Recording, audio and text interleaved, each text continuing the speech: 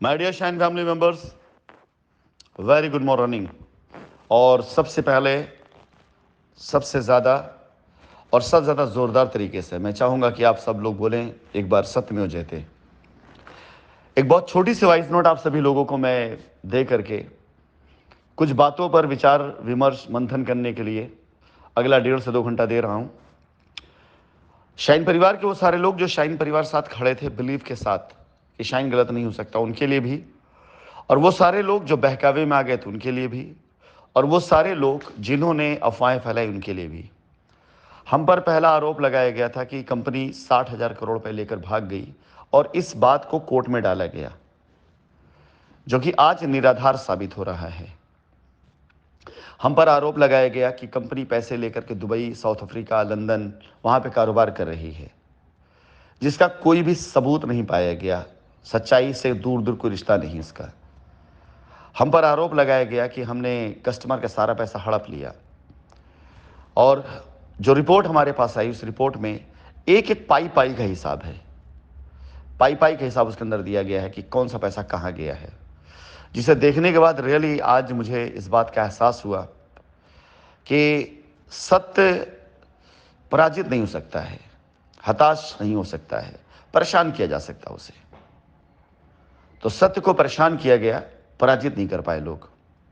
सवाल मेरा सिर्फ इतना सा है सभी लोगों से कि अगर 60,000 करोड़ का आरोप निराधार था, दुबई, लंदन, साउथ अफ्रीका में इन्वेस्ट किए गए पैसे की बात निराधार थी, हजारों करोड़ का गबन निराधार था, तो केस क्या था? अगर केस कस्टमर्स की लायबिलिटी यानी उनके लिए उनका प्लॉट, उनका पैसा, उनकी ज़मीन, उनका पोजीशन था, तो उसके लिए तो हम पहले से भी तैयार थे। तो क्यों लड़ाया गया आपको? क्यों बरगलाया गया आपको? और किसने किया ये कार्य? जरा इसे सोचिएगा आप ध्यान से। वो लोग आज कहाँ हैं? जरा इसे ध्यान सोचिएगा। वो लोग जिन्होंने आपको उकसाया, बरगलाया, भड़काया, कंपनी के खिलाफ खड़ा, कहाँ हैं आज वो लोग? पूछिए ना उनसे सवाल। गलत साबित कर दे मुझे आज ये।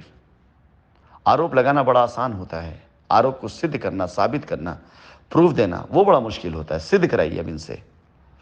मैं किसी और की बात ही नहीं कर रहा हूं। अब तक तो मैं कहा करता था ना, मैं इससे पहले कहता था हाँ हम पर लायबिलिटी है, हमारे कस्टमर की लायबिलिटी में उतारूंगा। मैंने कभी कोई फिगर नहीं सेट किया।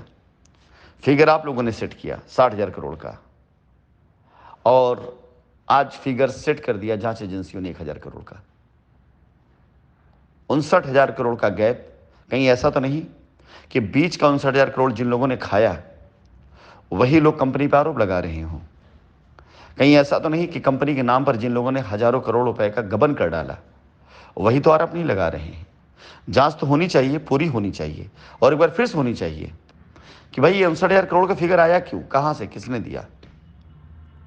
और ऐसा तो नहीं कि कस्टमर्स को बेवकूफ़ बनाया गया। अभी अभी का जो मुझे लगता है अंदाज़ा, पिछले 3 सालों में 2019, 20, 21, ये पूरा पूरा मुझे जहाँ तक लगता है कि तकरीबन तकरीबन 300, 400, 500 करोड़ के आसपास का लोगों ने और घोटाला किया है कंपनी के चले जाने के नाम पर। कंपनी के हट जाने की वजह से, मेरे न रहने की वजह से, मेरी आवाज़ चुप कराने की वजह से, उसके पीछे यही रीज़न रहा होगा कि ये बंदा बोलेगा तो हक की बात करेगा, ईमान की बात करेगा, सच्चाई की बात करेगा, शाइन परिवार की बात करेगा।